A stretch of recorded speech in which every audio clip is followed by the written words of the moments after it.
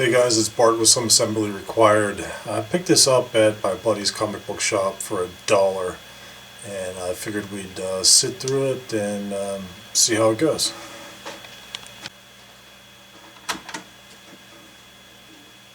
Hello, troopers, and welcome to your G.I. Joe Listen and Look book. Every time you hear this sound, it means it's time to turn the page in your storybook. Now, if you are ready, we will start the adventure of G.I. Joe Operation Sandstorm. When you finish listening to the story, you can turn the tape over and record your own G.I. Joe adventure. All right, it's time to begin. Thousands of feet below the scorching hot sands of the desert exists a city of pure evil. This ultra-secret military installation, codenamed Sandstorm, was designed and built by Destro and his research team of wicked and mercenary scientists. Let's eavesdrop now on Destro as he gives Cobra Commander the royal tour of his heartless and terrifying new invention. As even you can see, Cobra Commander, Sandstorm is without equal. The backward G.I. Joe team is years away from anything this sophisticated or deadly. A wicked smile curled the edges of the commander's mouth as he spoke. Hot air comes cheap here in the desert, Destro. I'll be more impressed once I see Sandstorm in action. Are all the weather manipulation missiles armed and activated? Destro nodded in silent affirmation. Attention all personnel. Commence operational hydraulic lift now. With an earth-shaking rumbling sound, the mile-long city of death crept upwards through the sand. Huge blowers cleared tons of sand as the gigantic complex lifted itself toward the desert surface. Now that Sandstorm has reached the surface, we can begin testing the weather manipulation circuitry. What would you like to see first, Commander? A ferocious electrical storm near the G.I. Joe headquarters could prove amusing. Destro punched in the proper coordinates. And the sinister black missile thundered upward and raced towards North America. This is quite a storm. I hope the electrical charges from the lightning don't scramble our computers. It was Scarlett speaking. Here at G.I. Joe headquarters, a colossal electrical storm had been pounding the base all day. This is nothing, Scarlett. Wait till you see these video scan reports I've received in the past few hours. Duke slipped the top-secret cassettes into the video computer, and soon the wall-high screen vibrated with the frightening images. Earthquakes in Colombia. Tidal waves in Tokyo. And an ice storm that's buried half of Europe in May. I smell a rat. And from the look of these aerial reconnaissance photos taken over the desert, it just might be a desert rat. Ace spun around in his chair. Sounds like the work of a snake to me. Those unnatural dune formations seem to indicate some sort of subterranean activity. And I'll bet 3 months furlough, Cobra Commander is hiding out there somewhere. The following morning, as the dark clouds were clearing, Duke and Scarlett boarded a military transport jet and raced up through the clouds. Leaving Ace to prepare the attack and destruct operation, Duke and Scarlett were on their way to El Alamein, a small town on the Mediterranean coast, 70 miles east of Alexandria. A low flyby of the suspicious dune formations gave the Joes their first close-up look at the site. If they had known the true terrifying size and scope of Sandstorm, they might have wished there were more than simply Duke and Scarlett alone against an entire invisible city of Cobra warriors. After landing at an Egyptian Air Force base, Duke and Scarlett took possession of a specially outfitted desert vehicle. A 4.8-liter fuel-injected turbocharged V12 engine would supply them with all the horsepower they would need in the rugged desert terrain. Posing as civilian tourists, the twosome drove into town. A few hours of clever investigation and some well-placed Egyptian money led them to their first major lead. A talkative old camel driver named Namir revealed, after several bottles of cheap Egyptian wine, that he had seen strange sights in the desert outside of town. By Isis, I swear that with these eyes I saw an entire city rise up out of the sands. Pillars of fire shot heavenward, and then, like a mirage, the city sunk back beneath the sand. This is bigger than I thought, Scarlett. We better radio Ace for backup support. We'll need more firepower than we're packing now if we hope to knock out this Cobra base. Using an ultra-high frequency mobile communications unit patched through to high-orbiting Joe satellites, Duke made contact with Ace back at headquarters. Duke's voice boomed out from the wall-mounted speaker. Duke calling Ace. Do you read me? Over. Duke, this is Ace, reading you like a book. Go ahead, over. Scarlett and I think we found this nest of desert snakes. We'll need your help to stamp them out. Forward the new desert tunneling vehicle at once, and prepare to attack at 0100 hours tomorrow, local time. Coordinates encoded in following digital sequence. You and Scarlett be in any danger? No, Ace. We'll be miles away. Blast it to pieces as ordered. This is Duke. Over and out. Within hours, the Mole, as the Joes had nicknamed it, arrived. This top-secret vehicle could chew its way through any terrain, leaving behind a well-fused tunnel. Duke figured he and Scarlett would take a first-hand look at the Cobra base early the next morning and be clear of the area before the late-night attack. Exhausted from a long day, they retired to their rooms to catch a little shut-eye. Cobra headquarters' sensitive ears had monitored Duke's message, and Cobra Commander was storming the length of his underground control center in fury. So the Joes think they can take out this base with conventional firepower. Those freedom-worshipping idiots are in for a rude awakening. Not even a neutron warhead could damage this impenetrable fortress. Attention!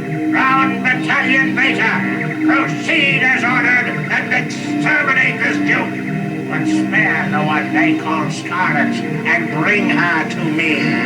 I'm sure I'll find her more than amusing.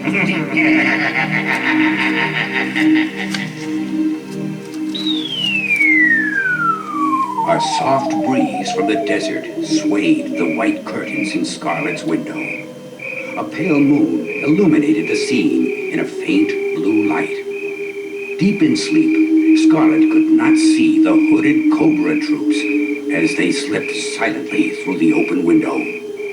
A small blast of tranquilizing gas made Scarlett helpless to cry out or resist her abduction.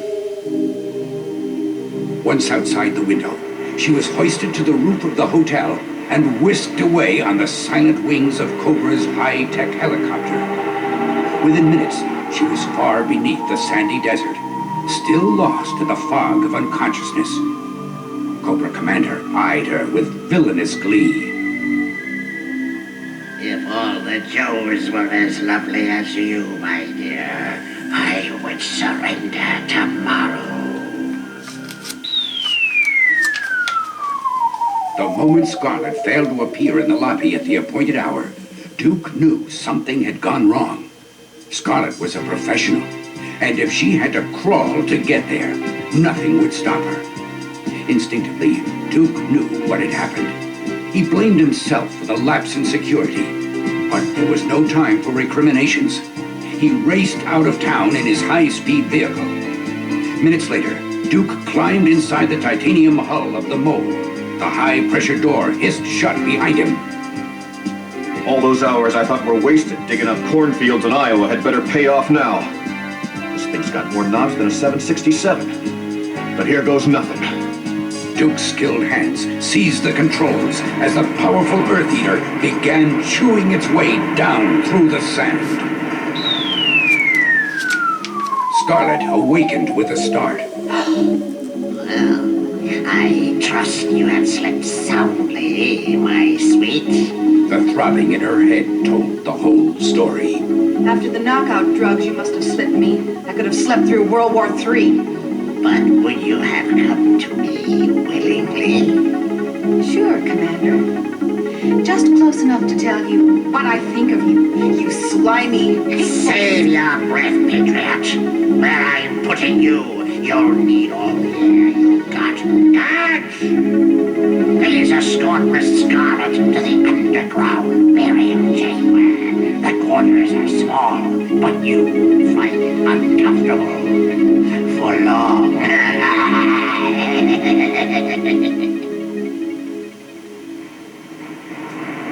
The Mole handled like a dream. Its heat-seeking navigational system honed in on Sandstorm. Then, with a gigantic crunching sound, it burrowed its way right through the metal perimeter of the buried city. Duke could hear the security alarm screaming as he jumped from the control seat and climbed out. No guards yet. Lucky break for me. I've got to find Scarlett, and if I know Cobra Commander's taste in women, that shouldn't be hard. Suddenly, 2 Cobra security guards rounded the corner. After a strong blast from his automatic hand weapon had knocked out the guards, Duke, now disguised in a security uniform, pushed on toward the control room.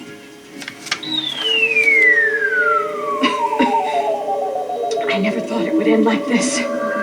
At the rate the sand is falling, I should be completely buried in less than 5 minutes. Duke, I'm sorry I let you down, but at least I'll never have to worry about growing old. By now, Scarlett was waist deep in sand. Her military training told her that her best bet was to remain motionless. The air was thick with dust, and Scarlett knew enough to breathe with slow, measured breaths. It was her only chance. Meanwhile, Ace and his squadron of attack jets were just penetrating Egyptian airspace. He was starting to get worried. His orders told him to destroy the Cobra hideaway in less than 5 minutes, but his heart told him to stall. He still hadn't heard from Duke or Scarlett. Ace knew he couldn't keep circling for long without becoming the target himself. Come on, Duke. I can't wait much longer.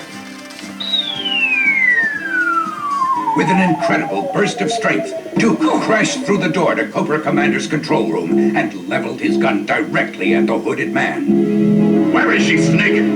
I know you've got her. Cobra Commander let out a low laugh. I'm afraid you've just missed the party, Duke. But it's just like you Americans to have such bad timing. She's dead. Do you hear me? Dead.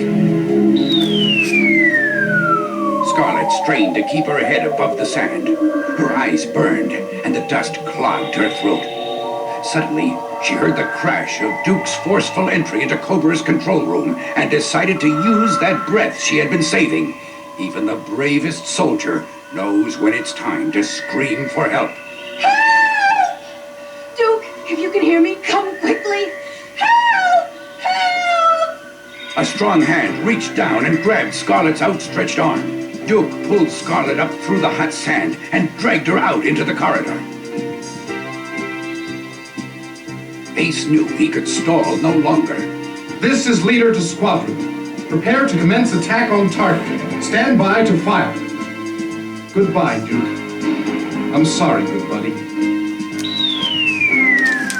By now, Cobra Commander and his guards were firing on Duke and Scarlett as they raced through the metal corridors toward the Mole. Dodging bullets, the Joes ran into the chamber where their escape vehicle was waiting. With not a second to spare, they jumped inside, and Duke fired the mighty engine. You may have escaped, but your puny attack will never damage my fortress. It is and shall remain impenetrable. What Cobra Commander didn't know was that the G.I. Joe forces had no intention of trying to blow up Sandstorm. Ace's squadron of jets was equipped with hyperthermal laser guns that would melt the sand of the desert into one white-hot chunk of glass. Fire! Now! Blast after blast of scorching heat rays showered the target. The sand sparkled and danced as its very molecules fused into a slab of unbelievably hot silicone. Duke and Scarlett just cleared the blast area. Even through the thick metal hull of the mole, they could feel the heat. But for now, they had made it to safety. Days later, a singed Cobra Commander made his way to the surface of the desert. By following the mole's tunnel, he had rescued himself. Curse you, G.I. Joe. You may have won the battle, but I swear by all that is unholy, I shall win the war. Back at G.I. Joe headquarters, Duke, Ace, and Scarlett were reunited. Interpol agents report Cobra Commander escaped the clam bait we threw for him. He'll be back in action in no time. But I'll bet he's really burned up. Scarlett, Duke, and Ace laughed out loud. It was another in a long string of brave victories for the G.I. Joe team. But in their hearts, they knew it would not be the last fight. As long as there were tyrants like Cobra Commander and Destro in this world, the battle would go on. This is what makes G.I. Joe a real American hero.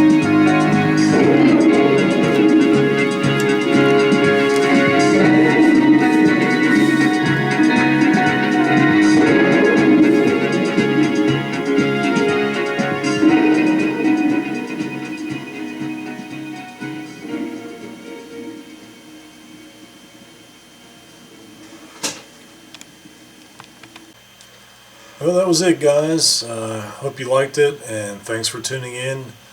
I know he does have a few other ones over there at his shop. They aren't G.I. Joe. I think one of them's Pac-Man. There's a Scooby-Doo, a couple other ones.